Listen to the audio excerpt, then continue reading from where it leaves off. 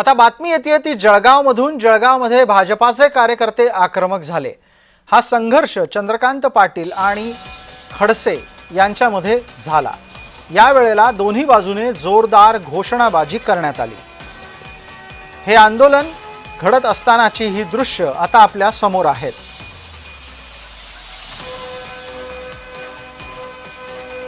चंद्रकांत पाटील यांच्या विरोधामध्ये आक्रमक झालेले भारतीय जनता पार्टीचे कार्यकर्ते पोलीस स्थानकाच्या बाहेर ठिय्या देऊन बसले।